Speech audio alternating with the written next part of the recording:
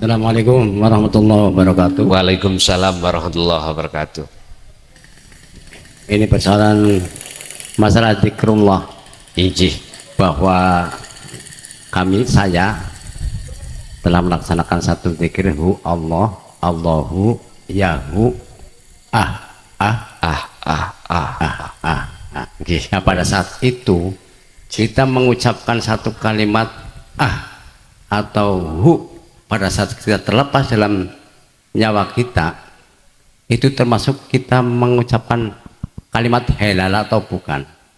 Kita mengucapkan Kalimat hailala atau bukan? La ilaha illallah. Itu yang saya tanyakan.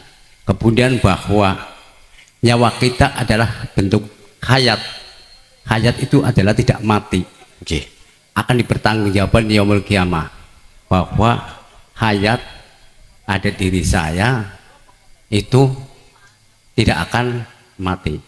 Itu pertanyaannya, yaitu bahwa kalimat atau hu pada saat kita terlepas dalam nyawa kita itu termasuk membaca kalimat hailalah atau la ilaha illallah. Itu yang saya tanyakan. Matur suwun.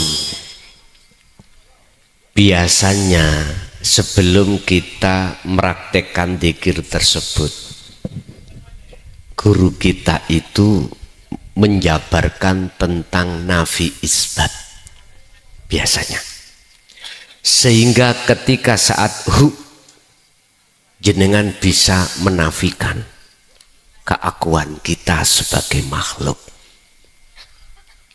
Jikalau memang betul seperti itu, menafikan isinya la ilaha lalu mengisbatkan illallah, dan inilah yang kusebut dzikir sirul asor, maka leres itulah maksudnya la ilaha illallah. Tidak ada Tuhan yang kusembah kecuali Allah. Maksudnya yang berperan hanyalah ilahun wahid, sehingga dibahasa sanepankan seperti itu. Mau tanya Gus, Pundi bapak yang niki tanya? Oh nggih monggo.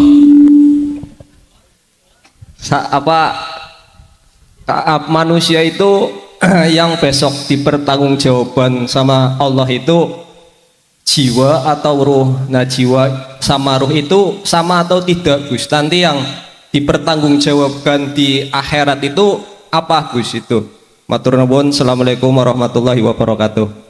Waalaikumsalam warahmatullahi wabarakatuh. Apa sih jiwa? Apa sih ruh itu? Nyun sewu, kalau kita mengacu dalam Al-Quran, disebut jiwa itu adalah ketika ruh itu masih ada penyakitnya. Hati kita ada penyakitnya. Fi qulubihim maradun fazadahumullahu marada. Di dalam diri kita, Pak, yang disebut ruh atau hati itu ada penyakit. Kalau penyakit itu tidak lekas disembuhkan, maka penyakit itu bertambah besar. Apa penyakit hati? Penyakitnya hati macam-macam. Ada yang disebut riya, takabur, sum'ah, hasud, iri, dan lain sebagainya. Dan itu bersumber dari pohon yang namanya pohon nafsu. Artinya nafsu itu diri. Dalam hati kita masih merasa kita makhluk yang bisa melakukan ini, itu, punya ini, punya itu. Gara-gara inilah akhirnya tumbuhlah yang namanya buah yang disebut penyakit hati itu. Bapak Ibu,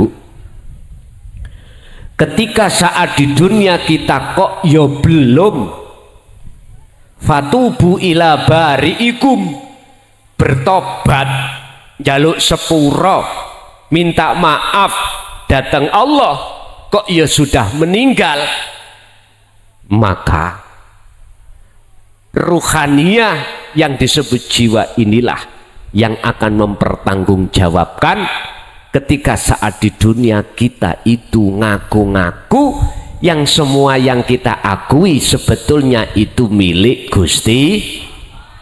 Akhirnya muncul hisab, perhitungan ini. Tapi jikalau ruhaniyah itu sudah dikatakan fitrah, maka si ruh ini apa yang dipertanggungjawabkan? Ya ayatuhan nafsul mutmainah, wahai jiwa yang damai, irji'i, kembalilah kau ila rabbiki, terhadap Tuhanmu. Iki adalah perintah kepada ruh untuk kembali kepada Allah yang disebut jiwa. Karena apa? Ruh durung kembali, ruh belum kembali kepada Allah, ruh belum makrifat pada Allah. Ruh ini kita itu, hati kita masih ngaku. Inilah disebut jiwa. Makanya disebut mutmainnah itu calone ruh yang damai. Lah, ketika saat jiwa ini memperhatikan dawuh Gusti Allah dan melaksanakan bentuk kembali kepada Allah, maka jiwa disebut ruh. Ini dikatakan Rauhil Kudus, ruh yang sudah disucikan. Kalau ruh yang sudah disucikan, sudah fitrah, maka inilah golongan bighairi hisab, tanpa ada hisab. Gambarane jenengan kali kula sudah tidak lagi ngaku. Kalau kita makhluk yang bisa ini bisa itu, punya ini punya itu, karena kita makhluk, aku ini sudah masuk di dalam alam kefanaan, yaitu alam sing wis gak ono. Artinya kita sudah fana atas diri kita. Kalau sudah fana atas diri kita, yang muncul, yang nyata itu adalah akunya Gusti.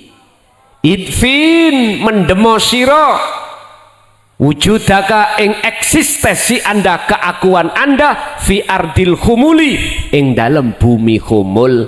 Iku kitab Ihkam. Ibu bapak pendemen keakuan jenengan di bumi humul. Apa bumi humul? Bumi kefanaan. Carane ya napa? Sampai balik surat Al-Ahzab ayat 41.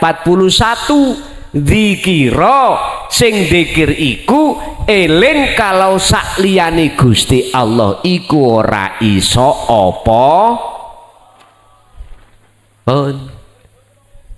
Jadi yang bertanggung jawab besok itu roh yang belum fitrah. Ibaratnya roh ini belum kenal sejatine Allah yang disebut ilahun wahid. Kul, katakan Muhammad, huwa utawi Allah iku. Kul, katakan Muhammad, huwa utawi hidup. Ilahun wahid iku Allahu, utawi jenenge Allah iku ahadun esa. Terangno Muhammad tentang keesaan Allah itu. Inilah Bapak Ibu, kalau kita tidak memperhatikan dan tidak mengamalkan di dunia ini, saat hidup di dunia menuju ilahun wahid, ketuhanan yang maha esa, maka mohon maaf, jangan diharap kita ketika saat meninggal masuk di alam yang terang. Jangan harap, pasti masuk di alam yang gelap.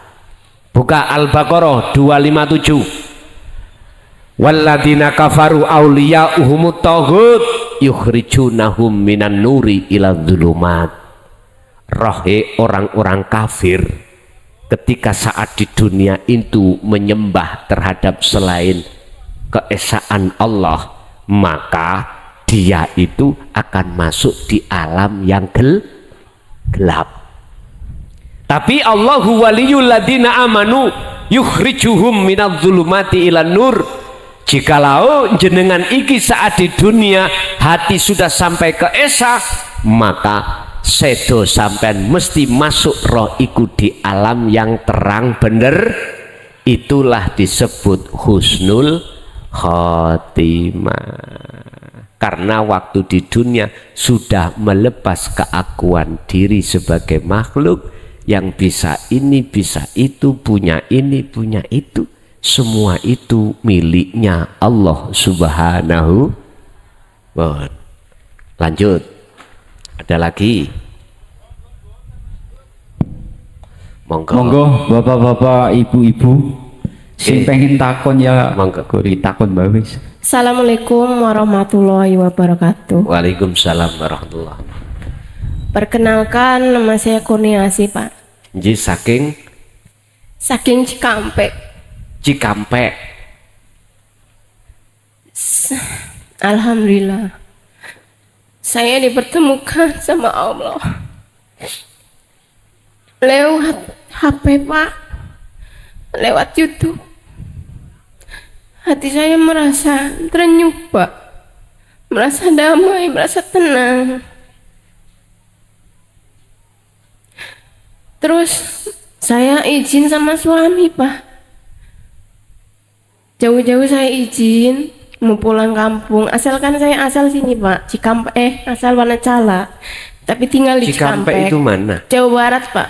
Oh, Jawa Barat. Iya. Ji. Saya dengar Pak Guson mau hadir di sini di Brebes, nggak jauh dari tempat tinggal orang tua saya di Wanacala. Brebes juga. Iya, Pak. Ji. Saya pengen ketemu langsung sama Gusnya. Suami itu kan nggak minta izin tapi nggak ada jawaban, Pak, gitu, Pak. Ji. Hati saya merasa gimana, Pak, merasa sedih gitu, Pak. Apakah itu nafsu, Pak? Bahwa saya itu pengen bertemu sama Gus secara langsung gitu loh, Pak. Terus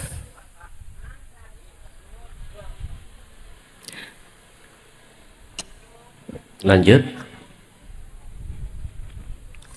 saya mau bertanya, Ji. apa itu hari pembalasan, Pak? Dalam surat Al-Fatihah, hakikatnya itu apa, Pak? Hari pembalasan. Hari pembalasan. Iya. Ji. Dalam surat Al-Fatihah, Malik Yaumiddin, roh itu hidup abadi ya, Pak, ya? Ji. Lah itu hari pembalasan itu nyata apa gimana, Pak? Neraka, surga itu gimana, Pak, hakikatnya gitu, Pak? Ji. Terus bagaimana tata cara untuk kholwat, Pak? Waktunya jam berapa?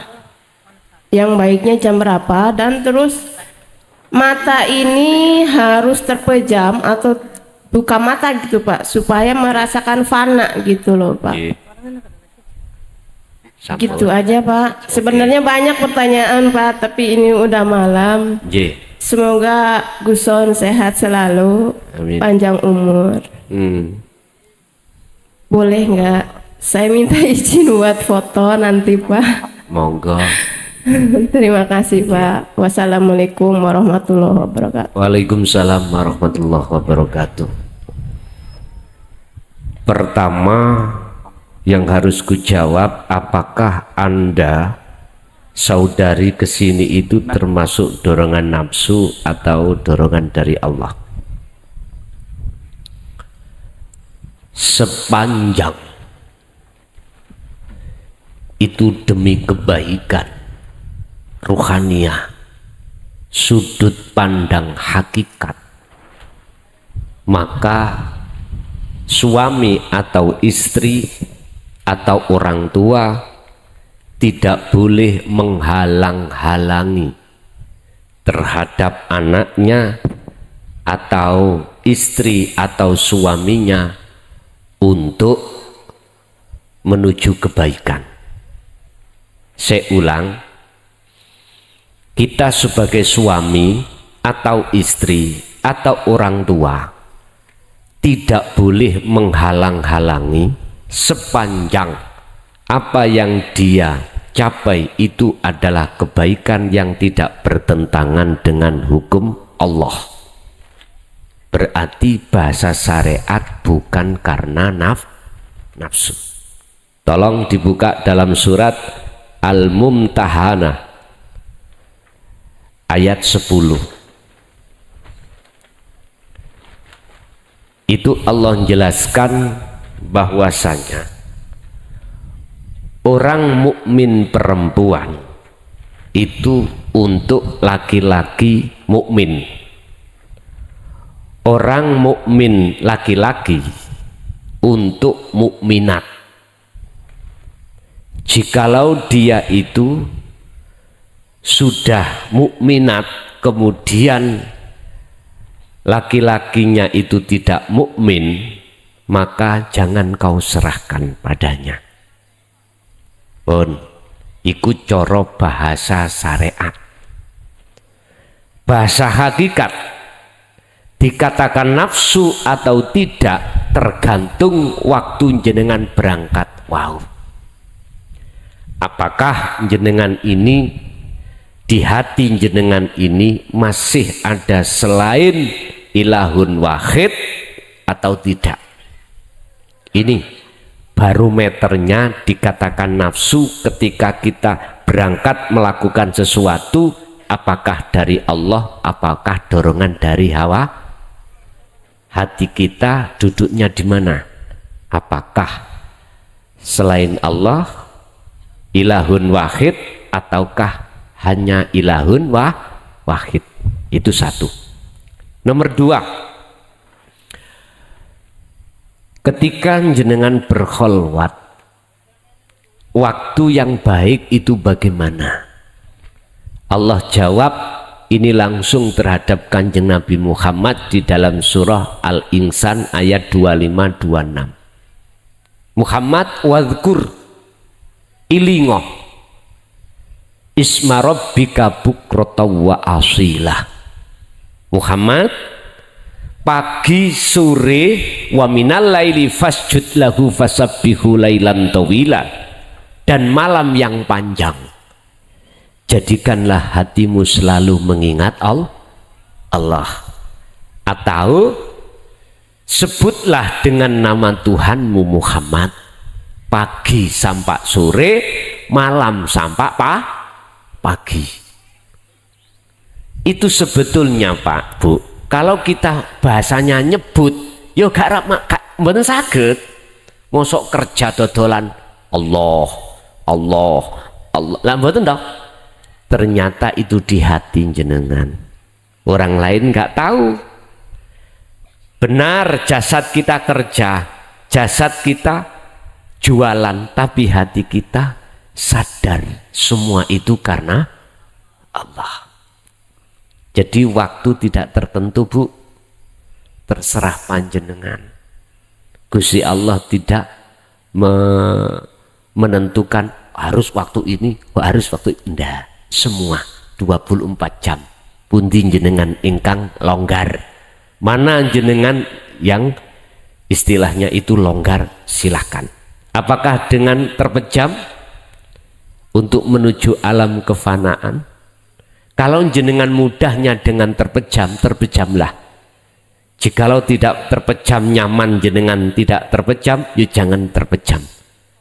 Satu dan yang lain kadang juga tidak sama nyamannya di mana. Sakerso panjenengan. Sebetulnya untuk mencapai kefanaan itu mudah Bu. Caranya bagaimana? Gini, Faktulu anfusakum. Al-Baqarah ayat 54. Jenengan bisa dengan duduk, bisa dengan berbaring, atau dengan berdiri. Jenengan terpejam atau tidak terserah. Mata ini, kepala jenengan, akal ini lepaskanlah dari perkara-perkara urusan dunia. Ini bisa lepas manakala hati jenengan ini merasakan kehadiran ilahun wahid di dalam diri jenengan. Tadi sudah saya katakan, Allah itu dekat, ada di dalam dan di luar jenengan. Orang Jawa mengatakan itulah urip kang sejati. Ini sampean rasakan.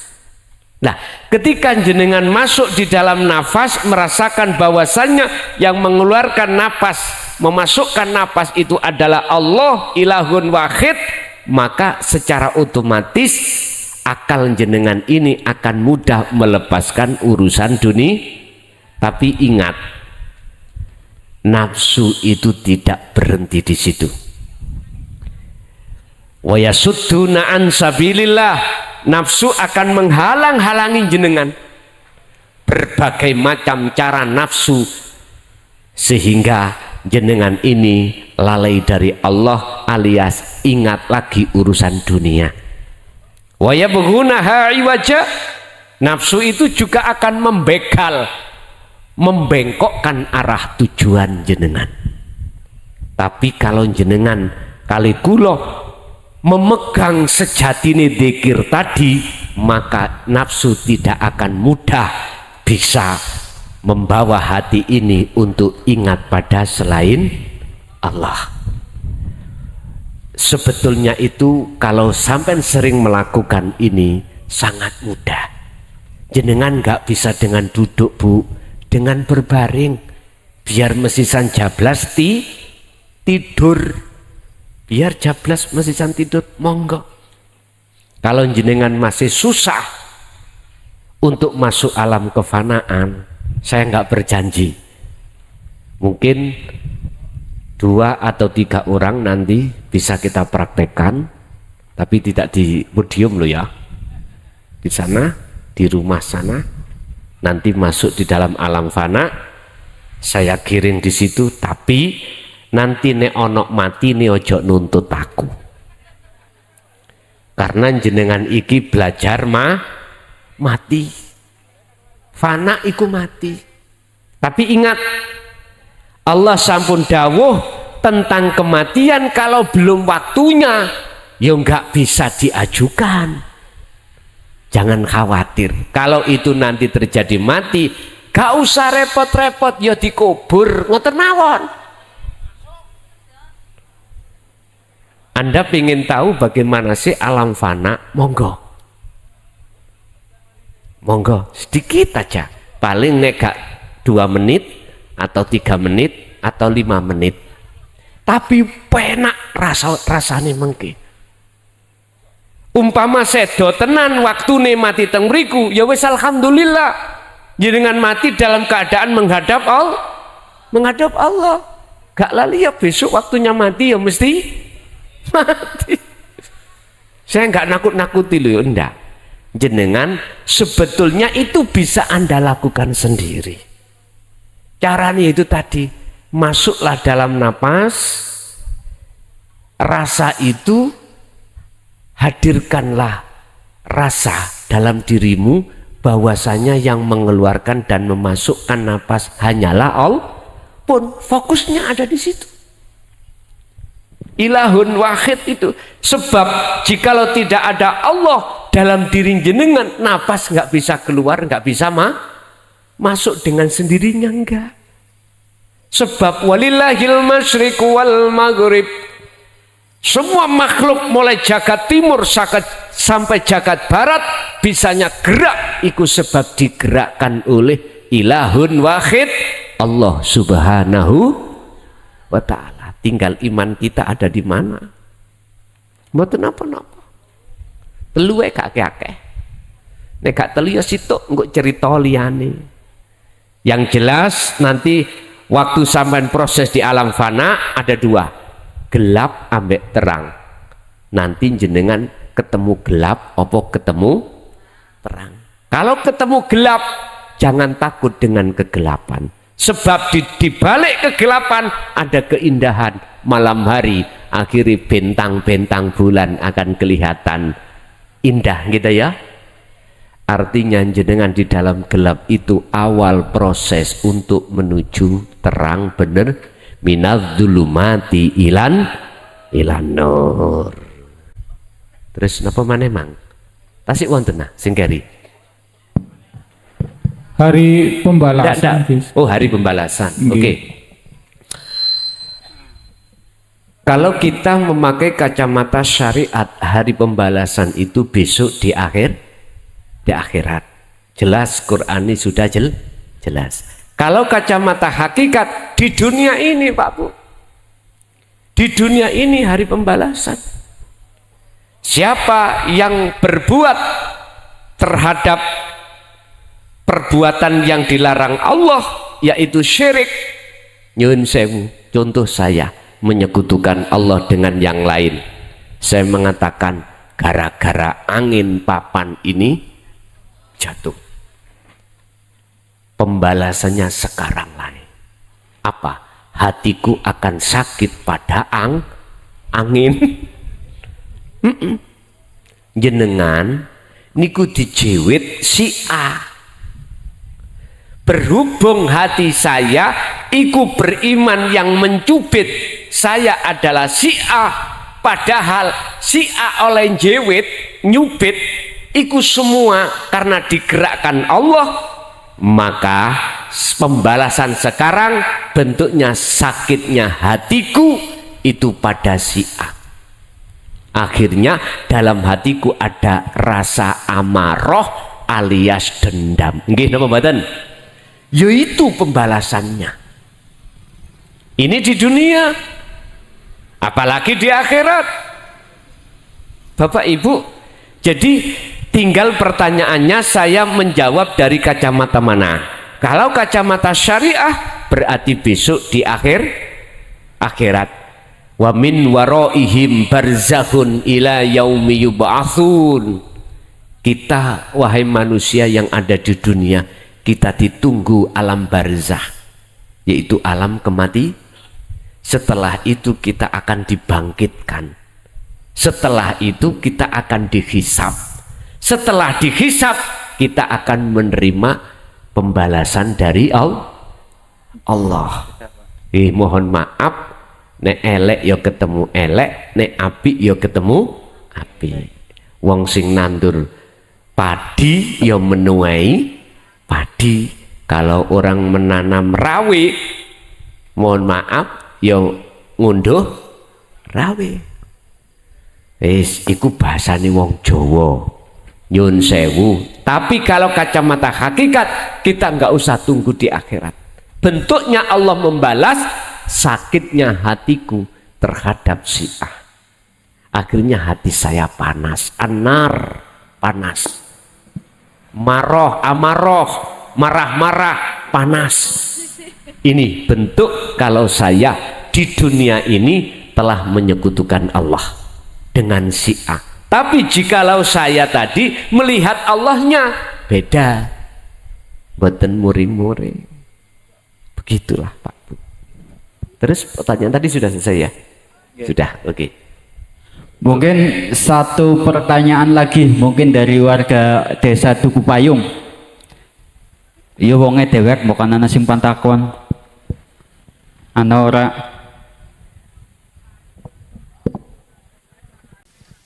Assalamualaikum warahmatullahi wabarakatuh. Waalaikumsalam warahmatullahi wabarakatuh.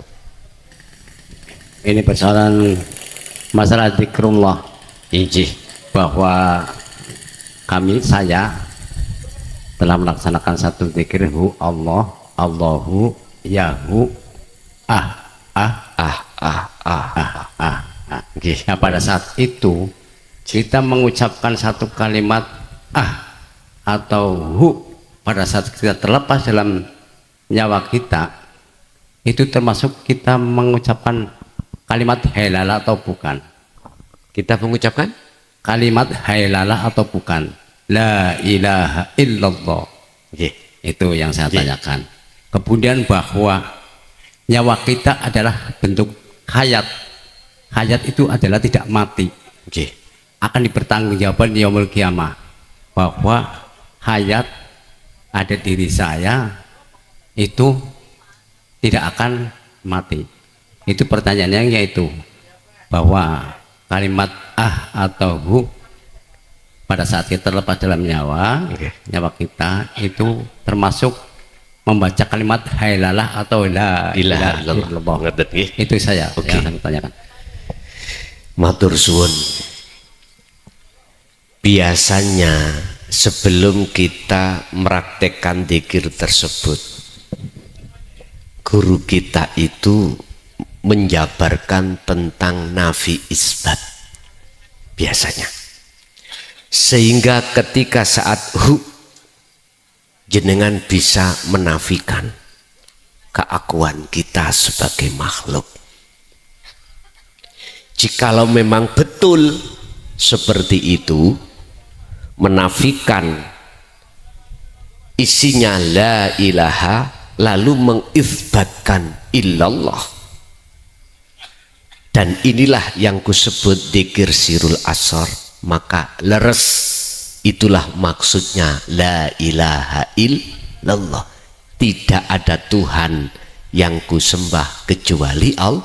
Maksudnya yang berperan hanyalah ilahun wahid, sehingga dibahasa sanepankan seperti itu. Mohon maaf Pak. Jadi semestinya sebelum kita meraktekkan dzikir tersebut, biasanya guru akhirat kita menjabarkan tentang dzikir nafi isbat, sehingga ketika saat kita itu masuk di dalam makosidnya la ilaha illallah pun, itu yang pertama. Untuk yang kedua, apa tadi? Lupa loh. Lupa ingat. Oh, hayat. Nggih. Hayat. Nyun sewu. Kita urai aqaid seket, sifat wajibnya Allah yang sering kita dengarkan dan kita ucapkan ada 20, mulai wujud sampai mutakaliman. Allah wujud kidam bako. Di dalam sifat 20, sifat wajibnya Allah itu terbagi menjadi pertama nafsiyah, kedua salbiyah, ketiga ma'ani, keempat maknawiyah. Ketepatan, kelerasan, kebetulan sifat hayat itu sifat wajibnya Allah di dalam sifat ma'ani. Sifat ma'ani artinya sifat hayat, artinya hidup, itu menjadi sifat wajib Gusti Allah. Oke. Lawan kata wajib, lawan kata sifat hayat adalah maut alias mati. Dan sifat mati ini menjadi sifat wajib manusia. Berarti manusia sejatine sifatnya mati. Anane jenengan urip, adanya makhluk itu hidup, koyoke hidupe makhluk. Ning sejatine iku uripe Gusti. Sehingga muncullah nama yang namanya ar-ruh sebagai bukti bahwasannya manusia itu asalnya mati, hidupnya sebab dihidupi yang maha paham gini ngeten? Sekarang bagaimana caranya jenengan tidak ngaku-ngaku merasa kita itu urip hidup? Kembalilah dzikir nafi tadi. Wa idh qala Musa liqaumihi, tatkalane Musa disuruh Allah hadir di tengah-tengah kaume, Musa kengken dawuh ngeten, Pak. Ya qaumi, he kaumku, innakum sak temene sira kabeh iku dolamtum, ngani ngoyo sira kabeh anfusakum ing awak dhewe sira kabeh. Wahai kaumku, bahwasanya kau sesungguhnya iku dolim nang urip dirimu, berarti dolimi Gusti Allah. Oleh sebab itu fatubu ila bari'ikum, tobatlah kau pada Tuhanmu. Lah bentuk kaum iku tadi dolim berupa apa?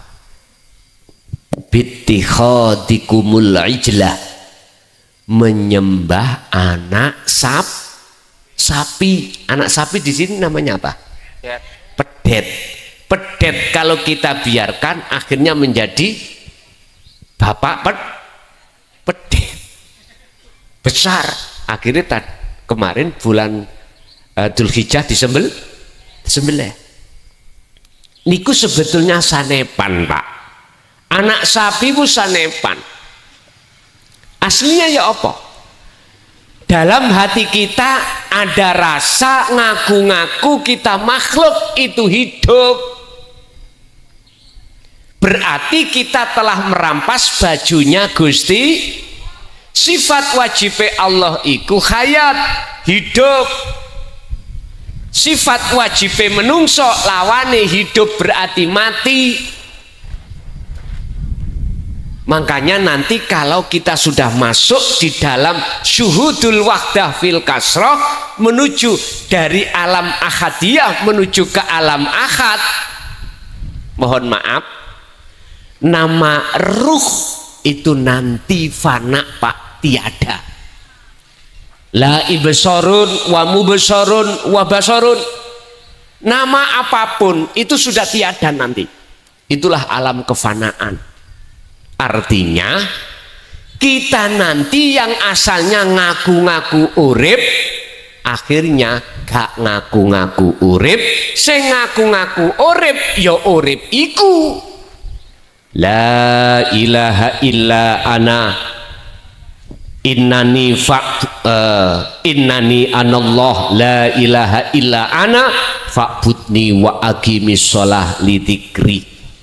Nanti akan muncul kalimat dawuh urip iku sing dawuh ilahun wahidun, yang dawuh sesungguhnya aku iki Allah. Iku mungkin perkara menuju ke sini, maka Kanjeng Nabi nggih didik dateng jenengan dulu pada zaman sahabat. Buktine surat Al-Anbiya ayat 25.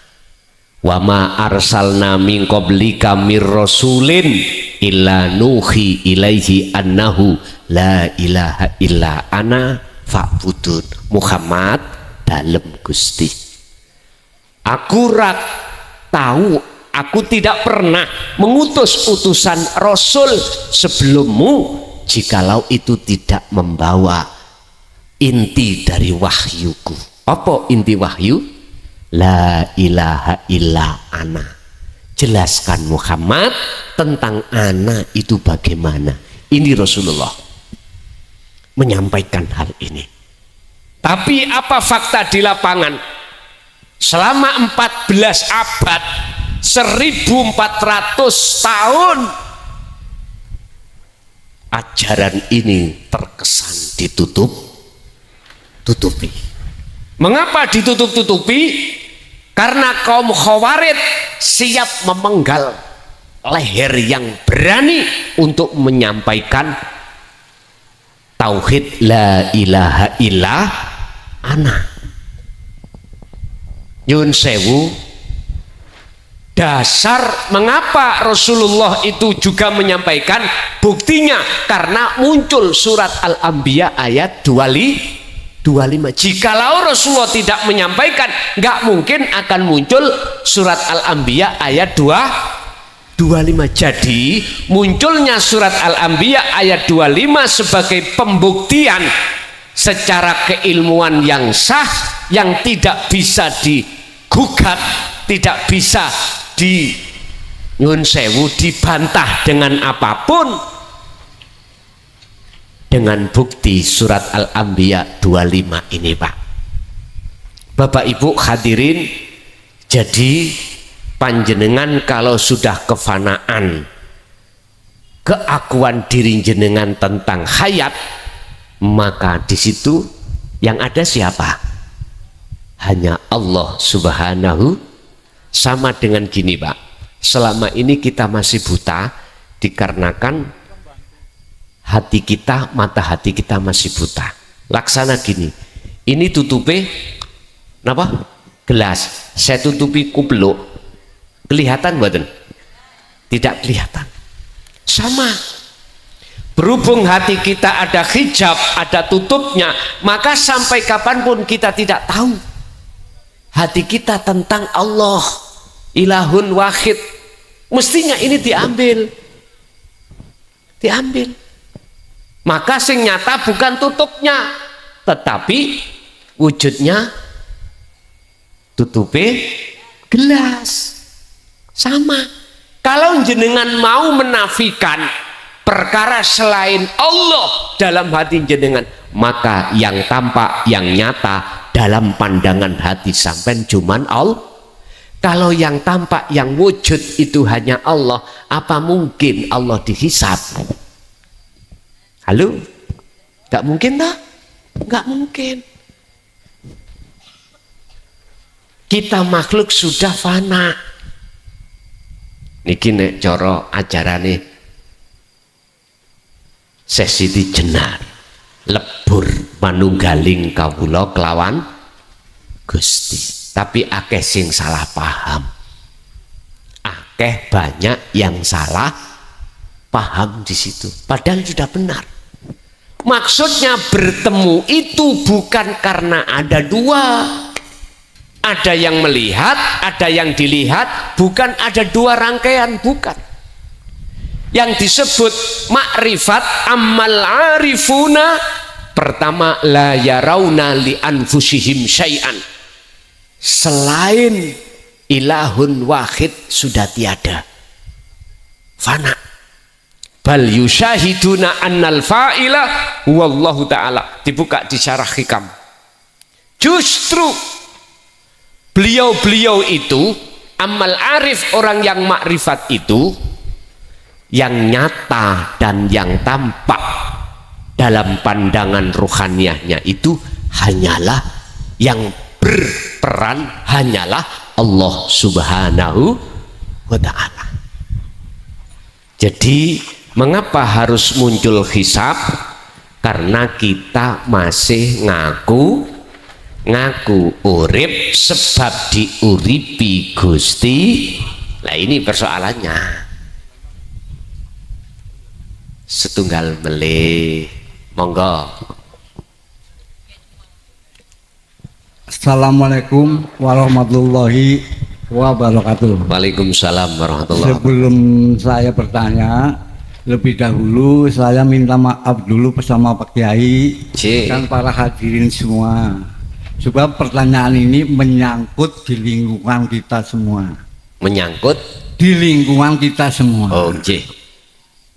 Oh, saya mau bertanya, sama-sama Islam. Saya tidak akan menyebutkan versinya Islam mana, tapi ada yang tahlilan dan ada yang tidak tahlilan. Yang tahlilan katanya bisa menyelamatkan arwah-arwah leluhur kita yang sudah mendahului kita. Ini pertanyaan cuman itu. Cuman sebelum ini dijawab, saya akan meluruskan tentang Pancasila, Pak. Pancasila. Ya. Masalah fana juga ini perlu diterangkan, bapak-bapak ibu semua ini.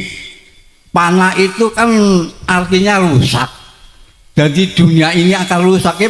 Yang hadir ini fana-fana itu nggak ngerti. Pak Kiainya nggak menerangkan bahwa dunia ini rusak, semua yang ada ini rusak gitu loh ya.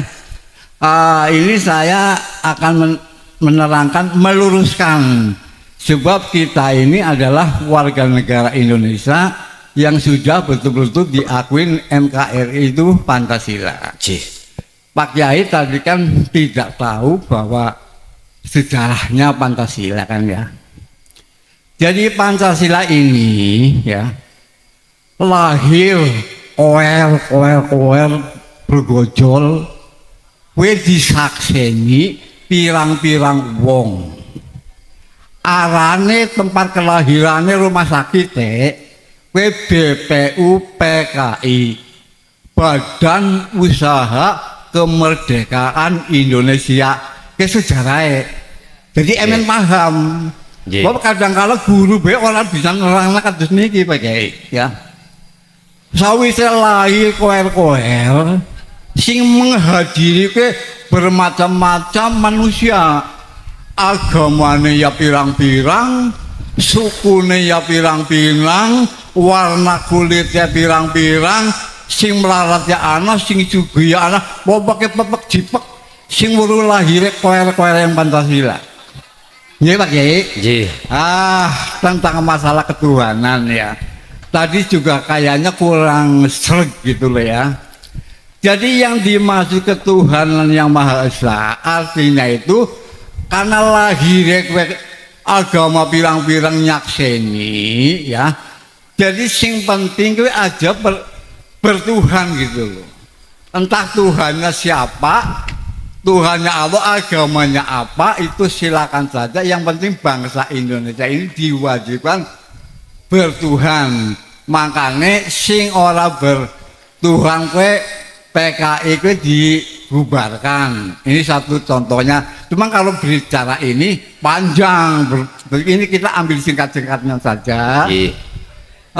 Untuk kemanusiaan juga berbangsa-bangsa, bersuku-suku, manusia Jawa lantat dan lahir kue weruh gokone bersatu. Sing artinya bersatu kue persijine Langsung mawon Bapak ya, persijine sapa baik, sing penting tujuannya pada baik bangun negara. Ya langsung mawon Bapak. Ya, lahirnya sing yang terakhir itu ini Pak. Jadi Pancasila ini ada yang diuntungkan, ada yang dirugikan. Ini perlu tahu juga Pak. Yang diuntungkan adalah rakyat Indonesia yang asalnya rakyat tapi bisa nyalon DPR. Terlalu lama ya. Ya jadi itu ajalah tadi dua pertanyaan yang dijawab antara tahlil dan yang kita tahlil. Terima kasih. Langsung mawon Bapak. Warahmatullahi wabarakatuh. Waalaikumsalam warahmatullahi wabarakatuh. Mungkin bisa dibuka dalam surat Al-Maidah ayat 27 terkait masalah tahlil dan tidak tahlil yang masuk dalam ibadah. Innama yataqabbalullahu minal muttaqin. Sesungguhnya ibadah yang diterima di sisi Allah adalah ibadah yang ketika beribadah itu bersumber dari hati yang bertakwa. Takwa di sini ada 3 hal: ilmu, amal, istiqomah. Ini disebut takwa. Ilmu untuk nyawiji terhadap Allah kami sebut sebagai ilmu tauhid atau ilmu tuwek atau ilmu kaweruh. Amal yang dimaksud di sini adalah meditasi atau kholwat.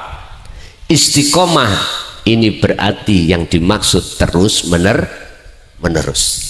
Artinya ketika membaca tahlil yang ditujukan terhadap leluhur yang sifatnya untuk ngirim donga, disebut hati yang bersumber dari hati yang bertakwa. Ketika hal itu terjadi, hati jenengan gak ngaku-ngaku iso kirim, sampai kudu ada ta'aluk, hubungan klik dengan Allah lah. semua ini bisa terjadi.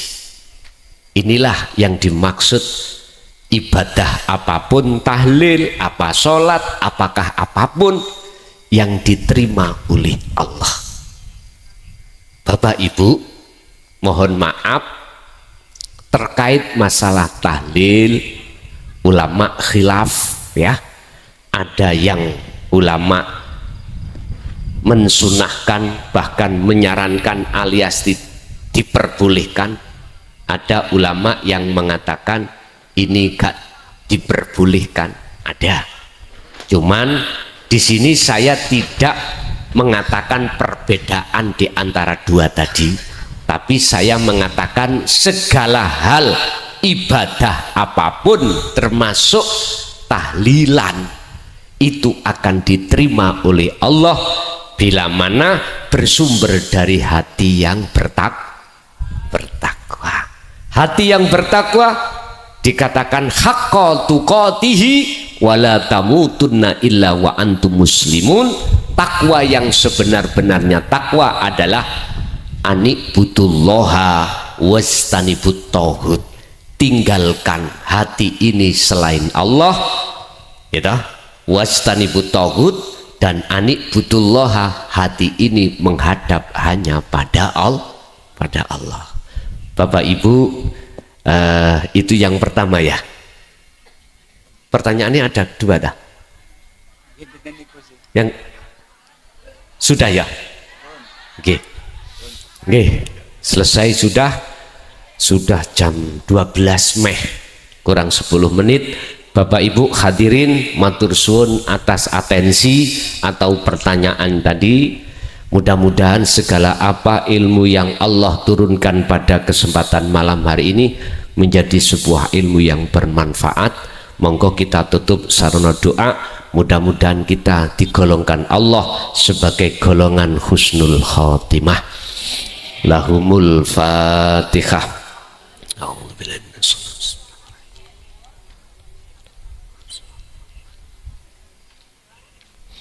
Allahumma sholli wa sallim ala sayyidina Muhammad walhamdulillahi rabbil alamin. Allahumma sallimna wal muslimin min afatid dunya wa adzabil akhirah. Allahumma nawwir qulubana binuri hidayatika wa ma'unatika wa rahmatika wa syafa'atika wa ma'rifatika wa ila auladina wa azwajina wa dzurriyyatina wa ahli baitina ila yaumil qiyamah. Allahumma ya Allah ya Fattahu ya Alim, iftah lana bi futuhil arifin wa ilaihim. Allahumma yassir lana fi kulli umurina fid dini wad dunya wal akhirah wa ilaihim. Rabbana atina fid dunya hasanah wa fil akhirati hasanatan wa qina adzabannar. Wa sallallahu ala sayyidina Muhammad. Alhamdulillahi rabbil alamin. Al-Fatihah. Bismillahirrahmanirrahim. Alhamdulillahi rabbil alamin. Arrahmanirrahim. Maliki yaumiddin. Iyyaka na'budu wa iyyaka nasta'in. Shiratal mustaqim. Shiratal ladzina an'amta 'alaihim ghairil maghdubi 'alaihim waladdallin. Amin. Mulai awal sampai akhir bila mana ada kalimah yang menyakiti atau menyinggung perasaan jenengan, kula atas nama pribadi nyuwun agungi pangapunten. Akhirul kalam hadanallah wa iyyakum wal afa minkum. Assalamualaikum warahmatullahi wabarakatuh. Waalaikumsalam. Shallu ala Nabi Muhammad.